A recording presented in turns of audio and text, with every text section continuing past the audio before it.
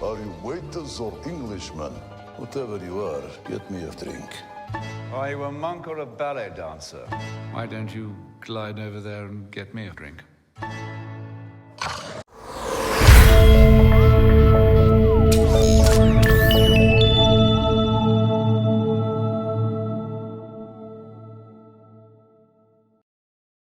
How's it going, everyone? I am Walter the Film Hermit, and today we're going to talk about the announcement of The King's Man on 4K UHD.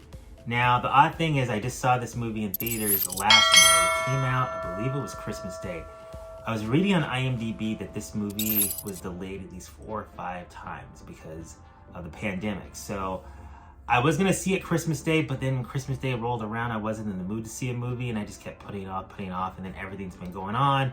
Wasn't sure if I was ready to go to the movies, even though I did see Spider-Man, of course. But saw it last night, and I liked it. But again, I like all of the Kingsman movies. I know a lot of people don't like the second film, and I was just looking it up. It looks like this one has like a 42% on Rotten Tomatoes. But again, I take Rotten Tomatoes with a grain of salt. It's all your own personal opinion, and then your experience with the film when you see it.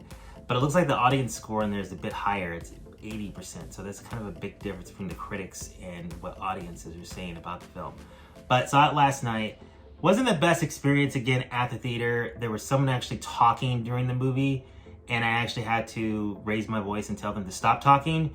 And I don't like doing that. And again, I always say that I have this love-hate thing with the movie theaters. Like, I love seeing movies on the big screen, but I don't like being around a lot of strangers, especially this time in all of our lives. But in situations where, like, they're talking and you're taken away from your experience of the movie. Now, I had a couple that was sitting behind me, and it's okay if you're with someone and you say one or two things. I mean, that's fine. But, like, 2 people were sitting in front of me. You can hear them cracking open beers, and they were just having a conversation like they were in a bar. And it wasn't just like one, and it was going on continuously, and I couldn't hear what they were saying. So that kind of took me out of it. So I'd be nice to watch this again at home where I can actually hear what everyone's saying. But overall, I like the movie. So let's talk about the home video release for this film. So this series was a 20th Century Fox series, but now that Disney bought 20th Century Fox, they renamed it 20th Century Studios, because these are R-rated films, so they can't officially be Disney movies. But Bluray.com is listing this as a Disney release. So let's go to the Blu-ray. So this is a image of the Blu-ray disc here. Disney lately has not been putting the slip covers on their Blu-ray releases, and they normally don't include DVD copies either. So this is a Blu-ray and digital HD combo, and it's got an image of the actors in the film. And I have to say, Ralph Fiennes is excellent in everything I've ever seen him in, but he is really, really good in this movie, and I really, really enjoyed his performance, and it was a lot of fun. The tone of this movie is a bit different than the other 2 films because it's a bit more serious in this film than the other 2 films, but there are some moments of the film that are kind of weird, and I'm guessing that's probably what threw critics off. But again, all these movies are weird to a certain degree. You just have to go with it. So this is the Blu-ray release here with no slipcover. And it looks like this one is coming in at $24.99. So if you're not into 4K yet and you just want to get the Blu-ray, just want to get the digital copy, but you still want to support physical media, this would be a pretty good choice. I normally recommend going with the 4K release. And I have said this probably many times in many of my videos before, is the nice thing with 4K release is that if you have a Blu-ray player, this comes with the Blu-ray. So that way, when you are going to be watching this film later in 4K, you have it ready to go. So, of course, this one, it's an upscaled 4K, meaning that the intermediate for this film is a 2K digital intermediate. And it looks like you get Dolby Atmos with the 4K disc and Dolby True HD on the Blu-ray disc. It looks like we don't get Dolby Atmos on the, nope. You're getting DTS Master Audio on the Blu-ray disc, but if you want to go with the Dolby Atmos, you gotta pick up the 4K disc. So it looks like the main draw with this one is you're gonna get better audio. But again, a lot of other reviewers have been commenting that Disney releases don't tend to have the best Dolby Atmos. People have been calling it Dolby Atmos because it's not as dynamic as some of the other soundtracks from the other studios. I really don't understand why Disney wants to be last in anything, but they're getting a lot of hate online when it comes to their home video releases. But I've been sticking with the new releases because when it comes to the new releases, they've been adequate and fine, and it's the only way you can get the movie in physical copy. So I'm fine with it. So I'm probably gonna pick this one up probably when the price goes down a little bit. This one's gonna be $29.99. Since I just saw this in theaters, I don't really see the need to rush and get it in the next 3 weeks.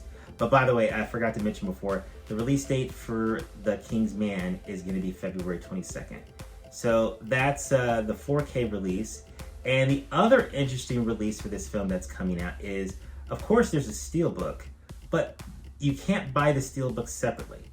So there is a Kingsman 4K collection, and it has steelbooks for all 3 films. And it comes in this nice box here. And if you want to take a look inside the box, it looks like you have a suit of all the main characters from each film.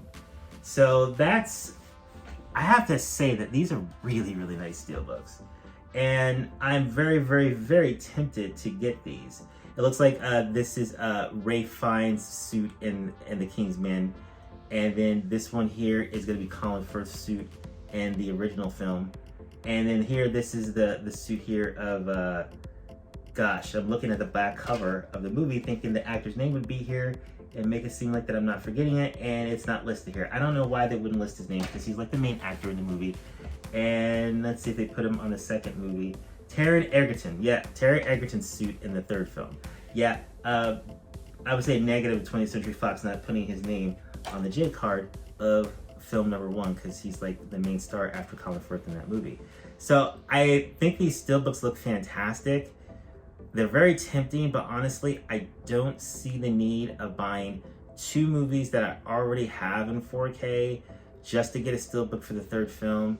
And again, all 3 of these movies are 2K digital intermediate. So I'd be double dipping on 2 movies that basically are 2K digital intermediates that don't really add that much over what the Blu-ray probably gives.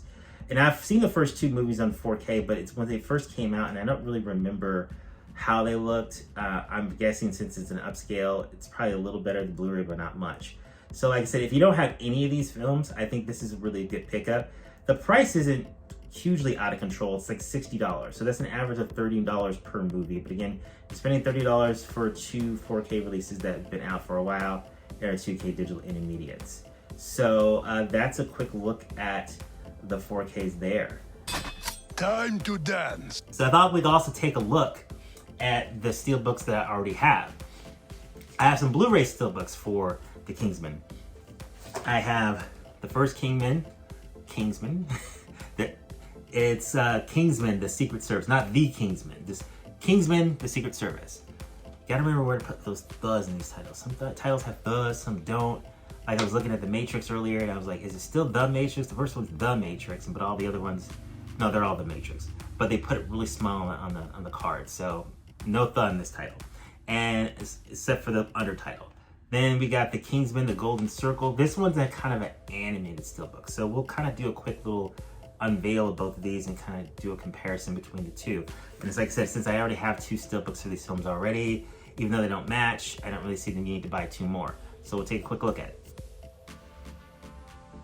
Okay, so this is a quick look at my Kingsman steelbook. This is a matte paint, and I forgot Michael Caine was in this movie. That's probably why they didn't put Taron Egerton's name on the back of the J card, because they wanted to highlight Colin Firth, Samuel L. Jackson, Michael Caine being in the film. So this is the front of it. This was one of the more traditional posters they were using for the film when it came out. And I always thought this was one of the better ideas for a steelbook. I think a lot of the high-priced steelbooks for this film use this image. But this was like a clearance Best Buy steelbook. It didn't cost very much and just regular Blu-ray. So let's go ahead and take a quick look at the back, which has no artwork on it. Kind of a disappointment, but I don't think I paid more than $10 for this.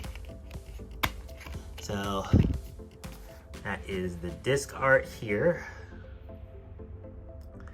Put that aside. And that's the inside artwork for it. It has all the tools of a King's Man. It's got the guns, the shirts, the shoes, the suits. Pretty cool. Not bad. When I picked this up, I was pleasantly surprised by it. let's take a look at the second one. Now, when the second one came out, they didn't do a 4K steelbook. They had 4K sold separately, and they had a regular Blu-ray steelbook, because Blu-ray steelbooks were still the thing that was mostly selling, and 4K was still kind of new. But I think I ended up picking this up when it was like on clearance, like Black Friday or something like that. But they did one for the first film as well that had animated art like this. But I was gonna never find that one for a decent price, so I never picked it up. The idea was I was gonna put my 4K disc in here because there's 2 disc spools in here, but I never did. Let's take a look and open it up like this, so you can see how the art expands from the front to the back. So, and of course, Julianne Moore was the villain in this film. I always liked this movie. It's a lot of fun. It's not as good as the first movie. The key thing that I like about this movie, and spoiler alert if you haven't seen these, this character dies in the first movie. At least it looked like he died. When I heard they were doing a sequel to it, I was kind of like, this movie really only worked because he was so good in the first movie and their relationship with one another. And then when I heard that he was going to be in the movie, I thought it was kind of ridiculous, but then I was like, you know what? I'm going to go because that's what I liked about the first movie. But maybe that's why some people didn't like this one, because they thought it was a bit of a stretch that they brought him back after what happened in the first movie. But it was a lot of fun. So I'm going to go ahead and open it up. There's really not much to see in here. This is one of those steelbooks where they kind of just cheaped out and didn't put much inside. Or maybe, no, take that back. Maybe there's something in here. Okay, so they have the Kingsman symbol and the golden circle symbol. Yeah, not that impressed. Not that great. I forgot to add that the first 2 Kingsman films I already have on 4K. They came out in a 2-pack when the Golden Circle came out. And fun little trivia here. Let me pull it out of here. The first Kingsman was the first 4K, well, one of the first 4K discs to be released ever in the format, because 20th Century Fox was one of the first films that released them.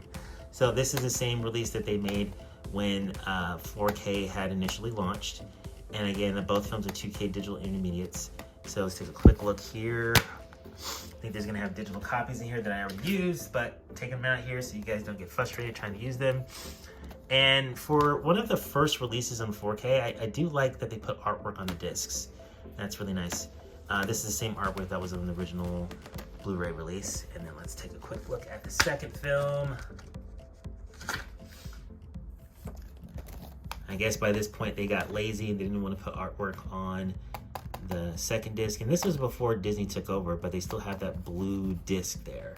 But then, of course, no artwork on the second film. It looks like from the images that we saw, we're gonna get artwork on all of the discs in the new set. So that's another nice benefit. If you're one of those people that like artwork on your discs, maybe that might sway you to double dip. Me, thinking this is gonna be adequate and fine. Okay, and as usual, I forgot to ask if you're not already a subscriber, please like, comment, and subscribe. It helps the channel so much. So hope you like my video on the release of The King's Man on 4K. So in the comments, I would love if you guys just put down if you're planning to pick this one up, which copy you're gonna get. Are you gonna get the Steelbook release? Are you gonna just get the regular 4K? Are you gonna pick up the Blu-ray? What's your opinion on Dolby Atmos soundtracks on Dolby discs? I would love to hear more of your opinions on that. Again, thank you so much for watching and subscribing, and you all have a great day. Bye.